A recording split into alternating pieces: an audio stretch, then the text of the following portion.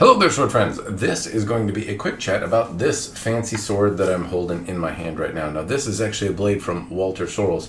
Unlike many of the other videos that you've seen on my channel, this is not a video about a blade that I made. I bought this sword kind of finished. Somebody already went through all the painstaking processes of making the project, but I had the opportunity to pick it up, so I did, and I'm going to talk about it and share it with you because it has some interesting characteristics. So, if you are not terribly familiar with Walter Sorrells, I'm surprised that you're watching me and not him, because he's a larger YouTube celebrity than myself. I'll put a link to his channel in the description down below, but in a nutshell, Walter Sorrells is predominantly known, I suppose, on YouTube. He talks a lot about knife making, but beforehand, a while back, he made a lot of Japanese swords, has a lot of videos about how to work on Japanese swords, and he made this Japanese-style sword here. Now, this is one of his works from, I don't know if you'd call it tamahagane or orishigane, but a steel that he made himself, and it has some really artistic and interesting characteristics in the steel. Now, this was made over a decade ago, at least in terms of the blade, so Walter has likely evolved since then, as so many smiths do, as they make lots of mistakes and learn lots from every project that they make. This one probably has some stuff that might make the guy blush a little bit, but I don't really think that's due. It's really cool, and I'll share it with you. Just know that it is an older piece from Walter, so I don't want to give you the idea it's representative of the things that you would get if you were to buy one from him today. They're likely more refined than this one is. Before I talk about Walter's work, I'm going to talk about the Mystery Man in Black's work. And yes, I believe this is the Mystery Man in Black's work who does most of my sword projects, but also did this one. Again, I didn't contract him to do it, somebody else did, but, no surprise, he does good work. So I'll talk a little bit about these parts. So first off, I believe the Fuchi Kashira are made by Patrick Hastings. They're basically copper with kind of this patina stuck on top of them. I would have some concerns about that patina wearing away with a lot of use, but frankly, the shape is really interesting. It has kind of an interesting contemporary look to it, and the way the ito kind of folds underneath the kashira here, I don't know, I think the shape is something I haven't seen before. I find it very appealing. You have some simple black silk ito. It's very tight, very well done, and some large nodule samegawa underneath here. The other bit to note is I believe these menuki are antique, and I don't exactly know what they are. As I look at them, they're tough to make out. It looks like a floral pattern of some kind, which I'm speculating will kind of match the tsuba. The tsuba is a Rick Barrett tsuba, at least supposedly that's what it is. It has this kind of cherry blossom sakura theme, so if the menuki are in fact some sort of floral pattern, it would make sense since the tsuba is a kind of floral theme. This is kind of like the chrysanthemum, I think, kind of pattern, and then the cherry blossom here. So in any case, it has a bit of a floral theme to it.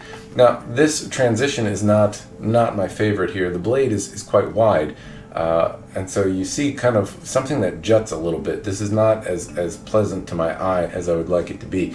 The flip side is I don't know that that's necessarily something I can attribute to the Man in Black. You're limited by the habaki you get and the Fuchi Kashira you get. So in this case, it seems like the transition was a little doomed from the get-go to not line up as well as you might like it. Now, the spacers are kind of strategically done to make that transition marginally more pleasant than it could have been otherwise. In any case, there's a little bit of an eyesore happening between these 2 points, at least in my personal opinion. Now, the saya is, well, it's very pleasant because I like this general look. This is like the stereotypical idea of what I would want in a saya were I to do one the first way around. Initially, this kind of samegawa half wrap thing is something that I always really like the look of. I still do, though, once you do it once, it kind of loses the panache. I don't do it on every sword because otherwise they'd all look the same. In any case, though, I really do like this kind of look. It's well done. It has just a little texture in the lacquer without being overzealous and overdone. And then the thigh itself is gloss black. It shows fingerprints and whatnot pretty easily, but that's kind of par for the course. The downside is it does have a little bit of rattle. You have to kind of give it a good shake. It doesn't rattle super easily, but it does ever so slightly. I don't know if that's because it's been used, though I'd speculate not. It might be because of age, not entirely sure. Anyway, it's something to note a little bit. The lacquer is also beginning to crack in some spaces. It's a little tough to see. This, let's see if I can get, there we go, you might be able to see it. It looks like a scratch.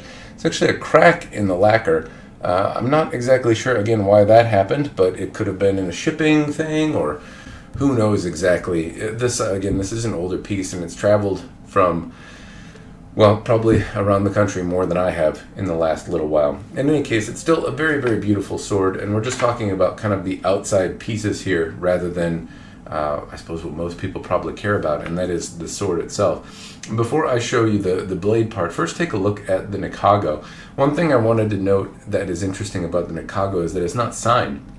Now, I've had a Walter Sorrells wakizashi in the past, and his signature, he does put it on things. I mean, he does sign it, so I'm kind of curious as to why this piece wasn't signed. I don't know exactly. I did ask Walter about this sword, actually, when I got it, and he responded that it's something that he made some years back, and subsequently that he's learned a lot since then. So that's what kind of gives me the impression that, we don't want to judge this as the expectation of his work currently. But I did find it odd that nikago wasn't signed, especially given the amount of laborious effort that must go into making something like this out of kind of handmade steel. In any case, let's talk about the habaki now. The habaki is the other part on this sword that I think is a little bit weird. It's a little flat and looks a little odd-shaped to me. It doesn't, it suits the bill of what a blade collar is, but it kind of rests a little oddly, and it doesn't flow as well. The habaki is just kind of weird to me. The habaki I had on the other Walter Sorrells wakizashi was similarly odd, but not to the same extent. This one just doesn't seem to sit as well as I think it should. In any case, the blade has a really interesting dynamic and profile. This has a very wide, kind of hardy cutting profile. I mean, this looks like it is made to cut tatami. It looks like an XL kind of series blade, almost from Hanwei. At least that's what it reminds me of. Not that it's a Hanwei blade, of course, but it reminds me of this very, very wide profile. It also has very little distal taper. I'll put the measurements in the description down below, as well as a link to the Weapon Dynamics computer to see some of the dynamic side of things. I'm not going to move it around. It's a really expensive blade. It's a little small for me personally, so I'm probably going to end up selling this. But in any case, it is just absolutely interesting in its profile, something I haven't felt before. Very interesting in terms of its dynamic feeling as well. It's very, dynamically, it's supposed to have a pretty tip-forward kind of heft to it. The point of balance is about 6.5 inches up from the guard, and that would typically lend a blade to feeling kind of cumbersome to get started. And this one actually feels pretty agile and nimble. I'm very impressed with how comfortable it feels, and that might be because it's a little thinner, frankly, at the base than a lot of other custom blades I have, but it maintains a distal taper. Maybe it's something to do with that. It typically is. That's how the weight is distributed around the sword. In any case, enough about that. The thing you might want to see is this. Now, Walter Sorrells, it's in oil. It has little specks of wood and stuff on there, and I just cleaned it, so I don't want to do it again. In any case, you can see this absolutely gorgeous hamon happening here. It is spectacular. There's a lot to see, and what you're not seeing in this camera is probably the hata, and there's a lot to talk about here. This sword has a ton of really interesting characteristics to it, lots of personality, lots of kind of subtlety in the hata. It's in there. It's very pretty, very interesting to look at, lots to show and see, and just a hamon that is not something in a pattern that I typically see. It's, has a hamon demonstrates, I suppose, a smith's personality. That kind of heat treating line on the blade has a lot to do with how they decide to clay up the blade, and is certainly an expression of art that I appreciate. And this is just not one that I have seen the like of in the past. So it's very interesting to me. I certainly enjoy it. The thing that I will say, though, in comparison to some of the other kind of forged handmade steel objects, I have some from Rick Barrett and Anthony DiCristofano, and a piece from Michael Bell, and some other folded pieces where the smith is working the steel. Though I suppose the piece from Michael Bell is made from cable, but I do have a kind of an orishigami blade from Rick. I do have a blade from Anthony DiCristofano, and I've had a myriad of other folded tamahagane style blades out of forges in China, though those are a bit different. The point is, and then there's the one from Ron Chen back there as well. And this one just has a few more, I would call them imperfections. There's little blotches where It's not that there was a weld, but there was an inclusion or something where there's a little pit, a little itty-bitty pit. And it's not uncommon. The blade I have from Pavel Both, made of orishigane, has a small pit. The one from Ron Chen also has a minor imperfection that looks like a slightly open weld.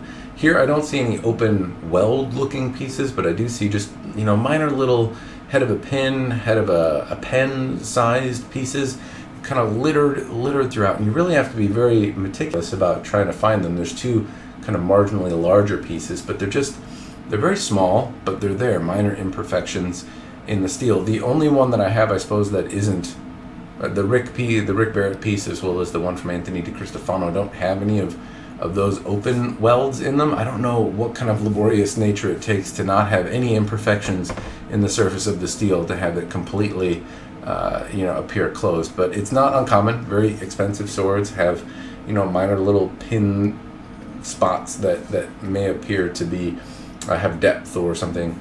In any case, it's one thing that I do notice as an imperfection on this blade.